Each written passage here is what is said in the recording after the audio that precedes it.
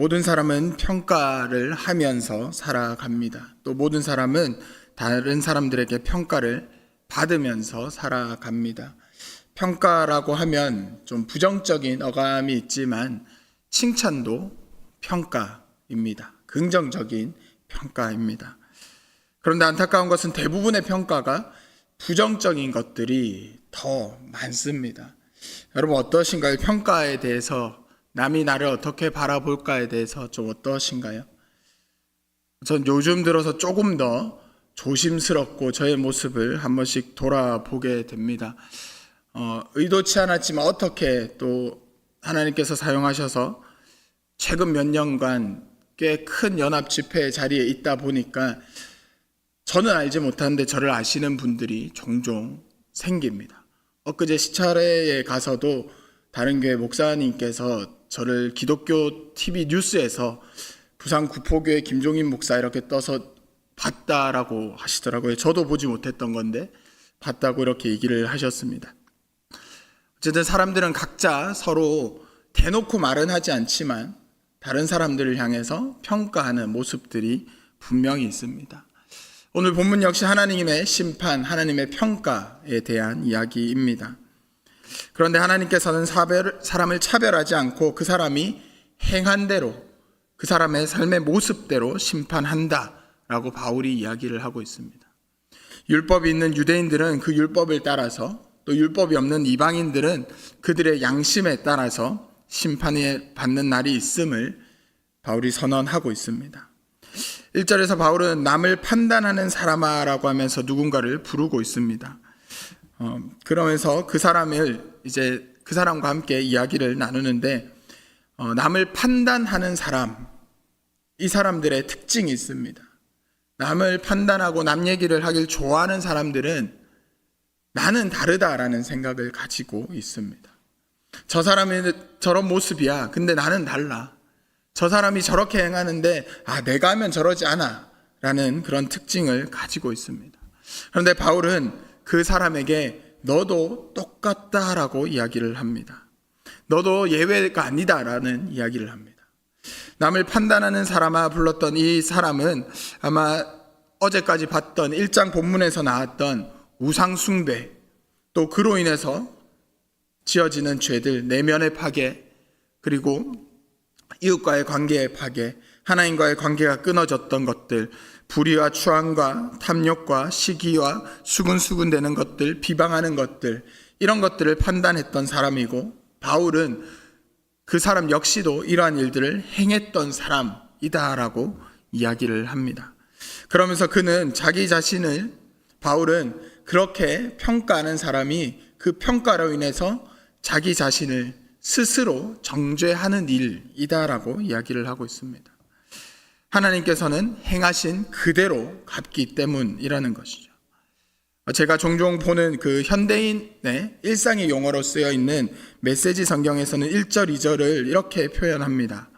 남을 판단하고 비난하는 것은 자신의 죄와 잘못이 발각되는 것을 모면해 보려는 흔한 술책입니다. 그러나 하나님은 그렇게 호락호락하신 분이 아닙니다. 그분은 그 모든 술책을 꿰뚫어 보십니다. 나의 죄를 숨기기 위해서 다른 사람을 더 판단하고 비방한다라는 거죠. 이방인들이 저지른 악행을 판단하면서 자신들은 하나님의 심판을 면할 것이다 생각했던 게 유대인들의 모습입니다.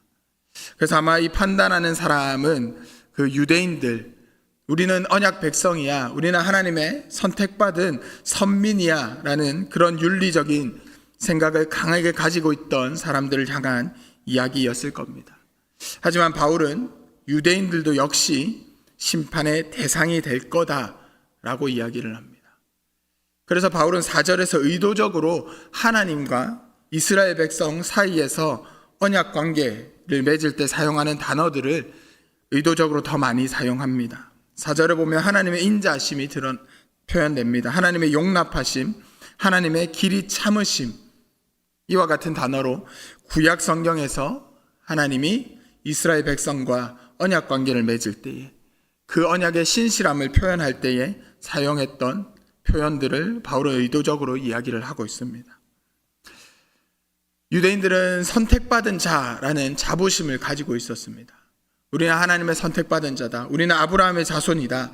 우리 조상 모세가 직접 율법을 받았고 그 율법을 우리가 배웠고 지키면서 살고 있다라는 자부심을 가지고 있던 사람들입니다.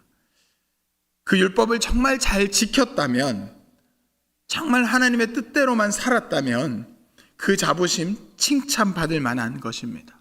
그 자부심 정말 좋은 평가를 받을 만한 것입니다.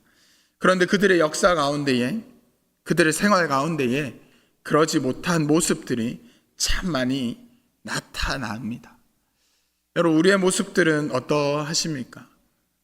그리스도인이기 때문에, 교회 다니기 때문에 나는 그래도 교회 다니지 않는 사람들보다는 조금 나은 삶을 살고 있지는 않는가, 그런 생각 문득문득 하시지 않으십니까요?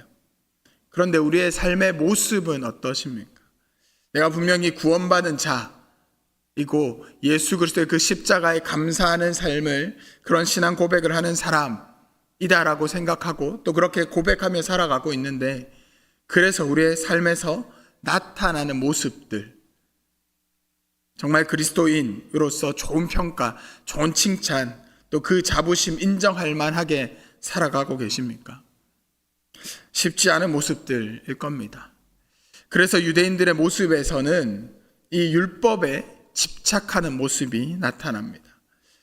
성경에 기록된 율법이라고 말하는 것이 이렇게 해야 된다라는 것이 248가지고요. 이것은 하면 안 된다라는 것이 365개입니다. 그래서 율법을 두 가지를 합해서 613가지입니다. 여러분, 613가지의 율법 다 지킬 수 있으시겠습니까? 항목 다 외우실 수 있으시겠습니까? 유대인들이 이것이 안 되다 보니까 나타났던 모습이 점점 다른 사람과 비교를 하는 겁니다. 613가지 중에서 내가 600가지만 지켰으면 13가지를 지키지 못해서 이들의 관점에서는 율법적으로 의로운 사람이 아닌데 다 지킬 수 없으니 그래도 나는 600까지 지켰어. 590개 지킨 저 사람보다 내가 남들을 정죄하는 모습들로 율법에 집착하게 됩니다. 그러다가 나중에는 이제 랍비들이 율법을 가려가면서 가르칩니다. 사회적으로 좀 부족한 사람들, 좀 낮은 지위에 있는 사람들에게는 율법을 가르치지 않습니다. 율법을 모르니 지킬 수 없는 거죠. 그렇게 그들은 고집하는 것들과 회개하지 않는 그런 마음으로 진노의 날을 스스로 준비했다라고 바울이 이야기합니다. 이 심판은 그들의 생각과는 다르게 모든 사람들에게 이르는 것입니다. 유대인들은 이 심판의 날에 대해서도, 심판의 날은 이방인들을 심판하는 것이지 우리는 하나님의 영광에 이르는 날이야 라고 생각했었습니다. 하지만 하나님께서는 모두에게 보응하겠다라고 말씀하십니다. 9절에서 11절에 이렇게 이야기합니다. 악을 행하는 각 사람의 영에는 환난과 공고가 있으리니 먼저는 유대인에게요 그리고 헬라인에게며, 선을 행하는 각 사람에게 영광과 존귀와 평강이 있으리니 먼저는 유대인에게요 그리고 헬라인에게라. 이는 하나님께서 외모로 사람을 취하지 아니하심이라. 심판의 날에 환난과 공고가 있을 것인데 악을 행하는 사람에게 있을 거라고 합니다. 유대인에게 그리고 헬라인에게. 심판의 날에 영광과 존귀가 또 평강이 있을 것인데 그것은 선을 행하는 사람에게 있을 거라고 합니다. 먼저는 유대인에게 그리고 이방인들에게.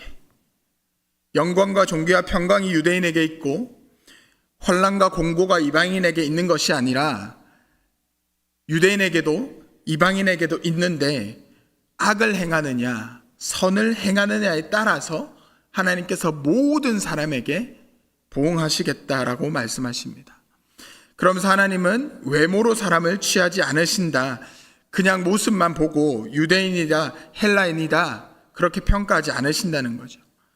출애굽기 23장에서 또 레위기 19장에서 재판의 이야기를 할 때 가난한 자라고 편들지 말고 부자라고 두둔하지 말라, 겉모습으로 평가하지 말라, 행한 모습으로 재판하라, 이미 했던 그 이야기를 바울이 한 번 더 하고 있습니다.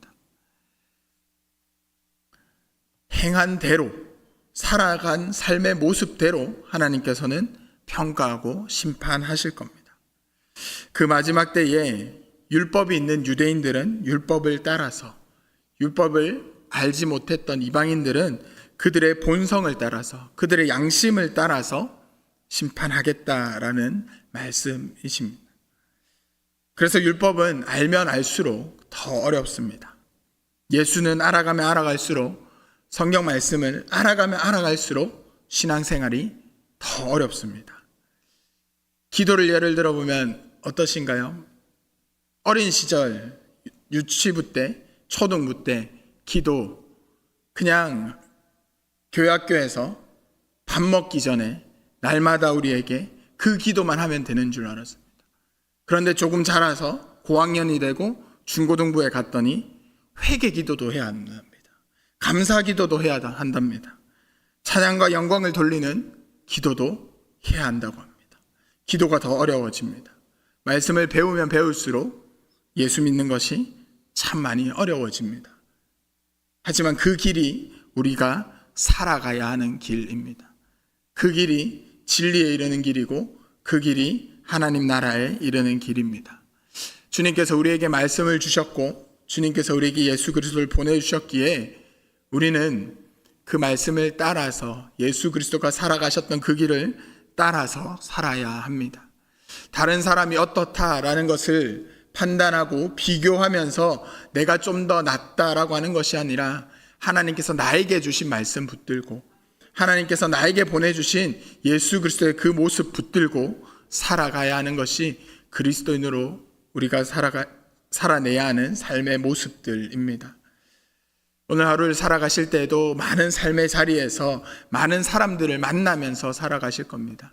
그 자리에서 다른 사람이 어떤 모습이다, 그것이 중요한 것이 아니라 내가 하나님의 말씀 앞에, 내가 하나님 앞에, 십자가 앞에 어떤 모습인지 돌이켜보면서 말씀 붙들고 살아가는 우리가 되었으면 좋겠습니다.